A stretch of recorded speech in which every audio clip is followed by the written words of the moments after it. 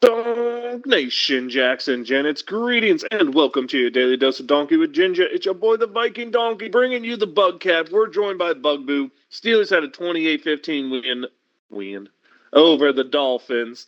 It just felt like the fishies were not ready to play in the cold, Bugs. Yeah, Anything to say about the game? dominated them. How do you feel the defense did? Better. How about the offense?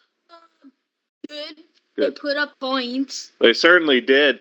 Fun stat of the day for me was the Dolphins' third quarter. They managed a negative 20 yards on offense. Yeah. That's a pretty impressive thing. This was the game that apparently was the final straw for Tua as he got benched by the Dolphins this week. They'll be starting Quinn Ewers because Tua did not play very well against the Steelers. I don't think he played terrible. Took some bad sacks, threw a bad interception. And I guess I said I don't think he played terrible because his fourth quarter numbers make his overall numbers look good. But he did look pretty bad that whole game. Yeah. But to be fair to him, it's not like the Dolphins have a whole bunch of weapons out there. They have Darren Waller, who came out of retirement, so they'll let you know how old he is as their number 2 receiving threat. They got a running back in A-Chain that's pretty good, and, Waddle's good, but without Tyreek Hill, man, that team looks like the Steelers wide receiver core. There's one guy and then a bunch of nothing. Yeah. Anything you want to say specifically, plays that happened? You want to talk about how there's no T.J. Watt, no problem for the Steelers? No T.J. Watt. Talk about it. T.J. Watt injured. Okay. Nick Herbig also got hurt in that game, the backup for Watt, yeah. But the Steelers, I think, all really did a good thing when you look at it. They held the Dolphins under 300 yards of total offense. They controlled time of possession by 5-6 minutes. Really got off the field. The Dolphins was only 25% on third down, so the defense got off the field. The offense didn't really stay on the field, but they did enough. I mean, it wasn't a pretty game, less than 350 yards of offense, but had more than them, had 135 yards rushing, as Kenneth Gainwell really seemed to be the back that was explosive this game, Bug. Yeah. You want to talk about it? Who's Kenneth Gainwell? 14. Yeah, 14, our running back, who was more of a receiver. He, again, was second in the team in receiving yards, led the team in rushing yards. Really starting to get more of a 50-50 split with Jaylen Warren as he's looking more and more explosive, a guy who I didn't think was going to do much in our offseason pickup, but did great out there. You look at Rodgers, he didn't throw an interception. Almost did. Almost, yeah. We gave up 3 sacks.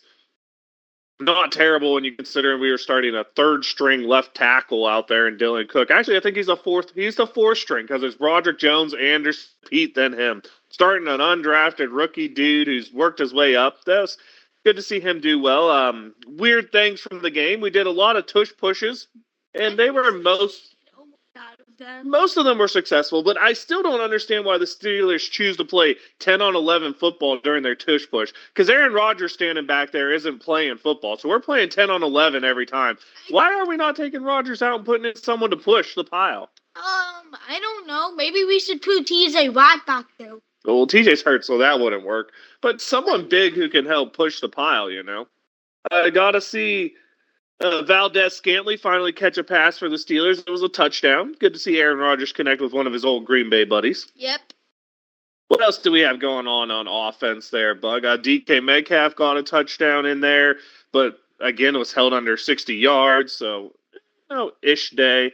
I thought it was an interception. No one really turning the ball over. Boswell making all his extra points. Maybe one of the more unique things is the Steelers' 2 rushing touchdowns on the day. Neither one by a running back, neither one by a quarterback, neither one by a wide receiver. 2 rushing touchdowns, both to tight ends. Connor Hayward on the tush push one, and of course Jonnu Smith lined up as a running back, getting a carry and scoring a touchdown against his former team, the Miami Dolphins. That was kind of my favorite offensive play, was we disrespect the Dolphins so much, we're going to use a tight end as a running back against his old team so he could score a touchdown play. Do you remember that one? Yeah. Go ahead, break it down. So we gave the ball to the tight end. He plunged into the end zone. Well, we gave the ball to the running back, who just happened to be a tight end for that play. Yeah, off tackle right, pretty much untouched to the end zone. That was probably the highlight of my day on offense. When we get to the defensive side of the ball for the Steelers, interception to start. There was an interception early. Asante Samuel Jr. making himself known on an absolute lollipop of a throw by, what can I think of it? Tua. Yeah. You want to break down that one? So, 22 lined up, gets an interception, and yay. Yeah. Tua tries to fit in a window, which if he threw it hard, maybe it has a chance, but he lost it, gets undercut by Asante Samuel, which is what he's been known for his whole career. He comes up with that big interception early, set the stage early for the Steelers defense. More fun things out there.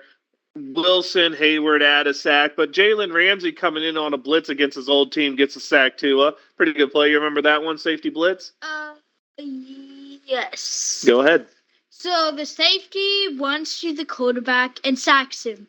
Yeah, that's what happens. Comes off the left side, pretty much unblocked, gets in there. Tua tries to run away, and Ramsey puts both hands in his back and just kind of takes him down, I guess is the way you could say it.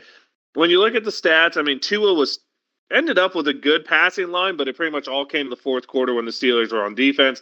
Achane ends up with 5 yards of carry, but really the Dolphins, to me, the part that confused me the most is the Dolphins come out early, dominating the Steelers on the ground, but then they just throw the ball in the key moments and don't get anything out of their early dominance running the football. Next thing you know, they're behind in the scoreboard and they have to pass and give up the running game.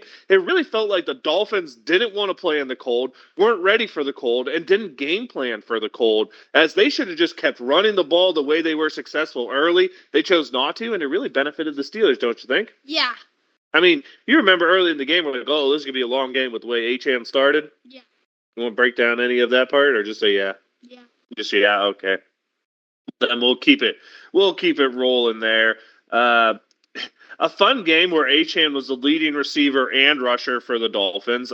Waller, of course, the tight ends. The tight ends from the Dolphins had over 100 yards receiving, but the Steelers did a really good job of not letting Jalen Waddle be the one who broke open that game. The ultra-fast receiver for the Dolphins held under 30 yards. But I'm going to be honest, it kind of just felt like Jalen Waddle didn't want to be there. The warm weather player from Alabama drafted to Miami, and it looks like he does not like the cold. Yeah. Would you say that the weather maybe was the biggest factor in this game? As it just really felt like the Dolphins didn't want to be there? I felt like the Dolphins was warm creatures and Pittsburgh is cold creatures. Based off this game, you would absolutely be correct in that. When we break down the plays of the, just early drives, the way it went, the Dolphins punt on their first drive, Steelers 3-and-out punt, interception, really a weird first quarter. Then the Steelers had a long drive that ends in a punt, field goal, touchdown, Steelers right before the half. And the Steelers finally doing the back-to-back thing that's really important. They end the half with a touchdown, start the second half with a touchdown, and it really felt like the Dolphins were just gone after that. I mean, third quarter, the Steelers scored 2 touchdowns. The Dolphins run 2 drives, 2 punts, negative 20 yards. Steelers score a touchdown to start the fourth, and then let the Dolphins do a little bit of stuff as they play prevent. Just a great game from the Steelers. Any closing thoughts from you about it? We're going to Detroit. We are. Do you have a shout-out from this game?